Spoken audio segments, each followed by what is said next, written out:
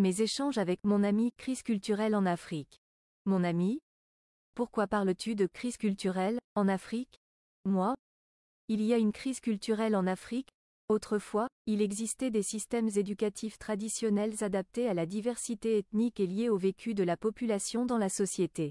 Transmise parfois de génération en génération, l'éducation était dispensée partout même si, dans certains cas, en particulier celui de l'initiation, elle s'effectuait dans des lieux précis comme des forêts ou bois sacrés, selon l'article 9 de la Charte du Mandé, Kouroukan-Fouga, instaurée en 1236, par Soundiata Keïta. L'éducation des enfants incombe à l'ensemble de la société. La formation était étroitement liée au milieu et directement axée sur les besoins de la société débouchant sur l'intégration de l'individu dans le mode de vie et la production avec une responsabilité qui se réalise dans la coopération et l'esprit d'équipe.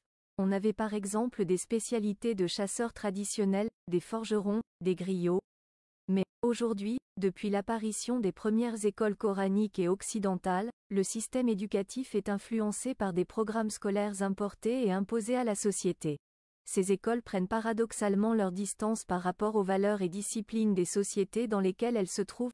Elles valorisent les savoirs qu'elles importent contre le capital culturel hérité de ces sociétés.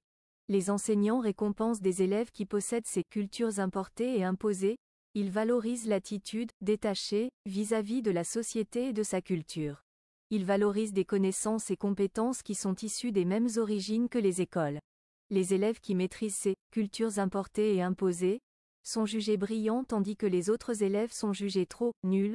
Par exemple, un élève qui présente Montaigne comme un philosophe aura plus de notes dans certains endroits qu'un autre qui fera la même chose pour Amadou en Patéba. En un mot, les écoles importées reproduisent, favorisent et légitiment les idéologies impérialistes et coloniales opposées aux réalités des sociétés dans lesquelles elles se trouvent. Elles donnent des instructions qui n'éduquent pas les individus. Mon ami? Je comprends, mais que peut-on faire pour que l'Afrique puisse sortir de sa situation actuelle? Moi? Pour que l'Afrique puisse sortir de sa situation actuelle, il faut scolariser pour éduquer, éduquer pour socialiser. Pour cela, il va falloir introduire l'enseignement de la langue maternelle dans les écoles dès la première année, reformer le système éducatif pour l'adapter à la réalité actuelle de la société, valoriser le mérite, donner plus de valeur au savoir qu'au diplôme qui ne traduit pas toujours le savoir. Le diplôme peut être détruit tandis que le savoir demeure partout avec l'individu. La valorisation du diplôme au détriment du savoir encourage la tricherie. Il faut permettre également aux apprenants de mieux se connaître et de connaître la société dans laquelle ils vivent. Mon ami? C'est clair maintenant? Il nous faut des sociologues comme vous pour comprendre ces choses. Moi?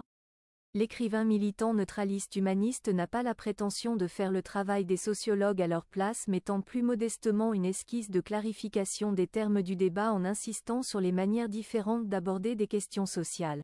Mon ami? Pourtant, ton travail ressemble à celui d'un sociologue. La définition de la problématique, la récolte d'informations, la rédaction des résultats et leur communication. Tes recherches nous permettent de mieux comprendre certaines choses dans la société. L'une des qualités d'un sociologue n'est-ce pas sa capacité de poser de bonnes questions? Tes questions sont pertinentes. Moi? Je te comprends.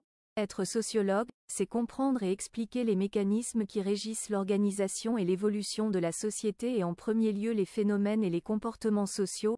C'est ce que fait également un écrivain militant neutraliste humaniste.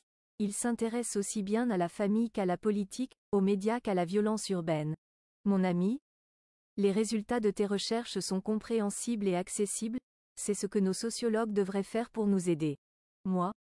C'est pour cette raison que je crois qu'ils n'ont pas encore réalisé assez de bonnes œuvres pouvant inspirer le respect. Ils seront respectés à la vue de leurs bons et glorieux résultats de recherche qui pourraient révéler et déranger. Ce n'est pas le diplôme qui valide la connaissance, mais le contraire. Extrait de mémoire d'un migrant en Afrique de Soumaïla Diarra Souba, écrivain militant neutraliste humaniste.